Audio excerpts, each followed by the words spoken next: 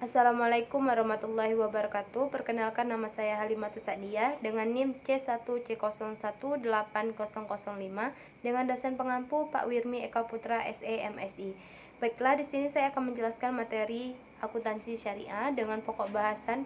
Yang pertama, apa itu akuntansi syariah? Yang kedua, dasar hukum akuntansi syariah.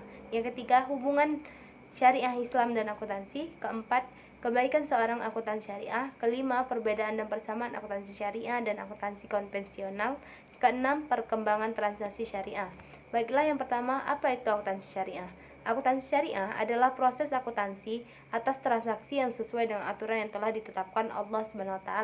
Akuntansi syariah diperlukan untuk mendukung kegiatan yang harus dilakukan sesuai syariah, karena tidak mungkin dapat menerapkan akuntansi sesuai dengan syariah jika transaksi yang akan dicatat oleh proses akuntansi tersebut tidak sesuai dengan syariah.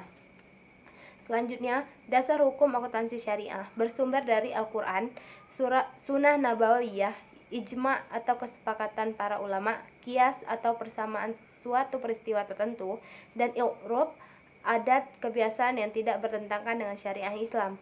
Kaidah-kaidah akuntansi syariah sesuai dengan norma-norma yang masyarakat Islami dan termasuk disiplin ilmu sosial yang berfungsi sebagai pelayan masyarakat pada tempat penerapan akuntansi tersebut. Selanjutnya, hubungan syariah dan akuntansi. Suatu bidang akuntansi disandingkan bersama istilah syariah agar sistem yang ada di kegiatannya maupun pelaporan yang ada dapat sesuai dengan syariah Islam yang diajarkan bagi umat muslim, sebab kemaslahatan dapat tercapai. Adapun prinsip akuntansi syariah diantaranya yaitu prinsip pertanggungjawaban, prinsip keadilan, dan prinsip kebenaran. Adapun hubungan antara syariah Islam dan akuntansi, tentunya akuntansi syariah ada untuk menghapus apa yang tidak sesuai dalam akuntansi konvensional demi kebaikan umat muslim, karena kita sebagai umat muslim dapat menggunakan sistem sesuai syariah Islam dalam kehidupan sehari-hari. Selanjutnya, kebaikan seorang akuntan syariah. Yang pertama, dapat menggunakan prinsip sesuai syariah Islam yang merupakan kewajiban. Kedua, adanya kebaikan dari akad-akad dalam akuntansi.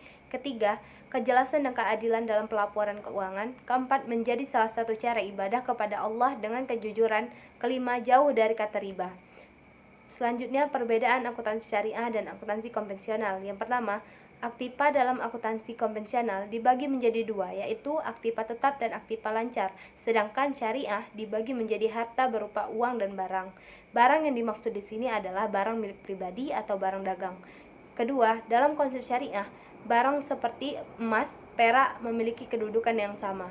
Ketiga, konsep konvensional memiliki teori pencadangan dan ketelitian dari menanggung semua kerugian dalam perhitungan dan laba yang sifatnya mungkin, sedangkan syariah menentukan harga dan mata uang yang berlaku, membuat cadangan untuk kemungkinan bahaya dan risiko. Yang keempat, konsep konvensional menerapkan prinsip laba universal, sedangkan syariah membedakan antara laba aktivitas pokok maupun laba sumber yang haram. Konsep syariah memakai kaidah bahwa laba ada ketika perkembangan dan pertambahan pada nilai barang baik yang telah terjual maupun belum. Laba tidak boleh dibagi sebelum nyata laba itu diperoleh. Selanjutnya, persamaan akuntansi syariah dan akuntansi konvensional. Pertama, prinsip pemisahan jaminan keuangan dan prinsip unit ekonomi. Kedua, prinsip penahunan atau hawliyah dengan prinsip periode waktu atau tahun pembukuan keuangan. Yang ketiga, prinsip pembukuan langsung dengan pencatatan tertanggal. Keempat, prinsip kesaksian dalam pembukuan dengan prinsip penentuan barang.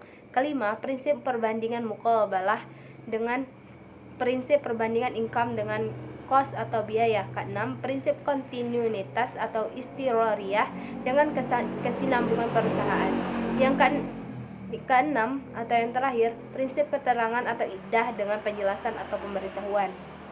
Selanjutnya, perkembangan akuntansi syariah. Sistem pertama yang dikembangkan adalah mengambil bentuk sebuah bank simpanan yang berbasis profit sharing atau pembagian laba atau bagi hasil pada tahun 1963. Selanjutnya pada tahun 70-an lebih berdiri setidaknya bank yang tidak memungut usaha-usaha perdagangan dan industri secara langsung dalam bentuk partnership dan membagi keuntungan yang didapat dengan para penabung. Selanjutnya, Kemudian berdiri Islamic Development Bank pada tahun 1974, disponsori oleh negara-negara yang tergabung dalam organisasi konferensi Islam yang menyediakan jasa finansial berbasis fee dan profit sharing untuk negara-negara anggotanya dan secara implisit menyatakan diri berdasar pada syariah Islam. Yang terakhir, kemudian secara berturut-turut berdiri sejumlah bank berbasis Islam, antara lain berdiri Dubai Islamic Bank pada tahun 1975, Faisal Islamic Bank of Sudan 1977, Faisal Islamic Bank of Abe pada 1977, serta Bahrain Islamic Bank 1979, Philippine Amanah Bank 1973, berdasarkan Dikrik Presiden dan Muslim Pilgrim Saving Corporation 1983. Yang selanjutnya, perkembangan transaksi syariah. Yang pertama, obligasi syariah adalah surat berharga jangka panjang berdasar prinsip syariah yang dikeluarkan emiten kepada pemegang obligasi syariah, yang mewajibkan emiten untuk membayar pendapatan kepada pemegang obligasi syariah berupa bagi hasil, margin, fee, serta membayar kembali dana obligasi pada saat jatuh tempo. Yang selanjutnya, pasar modal syariah. Pada tanggal 18 April 2001, untuk pertama kali Dewan Syariah Nasional Majelis Ulama Indonesia atau DSN MUI mengeluarkan fatwa yang berkaitan langsung dengan pasar modal, yaitu Fatwa nomor 20 DSN MUI /4 /2001 tentang pedoman pelaksana investasi untuk reksadana syariah. Selanjutnya, dana pensiun syariah, yang mana asuransi syariah, pihak-pihak yang memerlukan asuransi diminta untuk menyerahkan dana atau premi kepada perusahaan asuransi untuk dikelola, dan nantinya apabila tidak digunakan, maka dana tersebut menjadi tetap milik anggotanya atau dihibahkan menjadi dana kebaikan atau tabaru. Apabila terjadi kemalangan, maka dana tersebut akan digunakan untuk meringankan beban anggota yang mendapatkan kemalangan. Selanjutnya, pendanaan proyek syariah, yang mana pembagian sama rata baik keuntungan maupun kerugian dalam setiap program ataupun proyek yang bersifat jangka pendek maupun jangka panjang. Dan terakhir, real estate syariah, pemberian kredit kepada nasabah. Transaksi ini banyak digunakan masyarakat khususnya di Indonesia karena tidak menggunakan sistem bunga namun sistem bagi hasil yang diterapkan di perbankan syariah.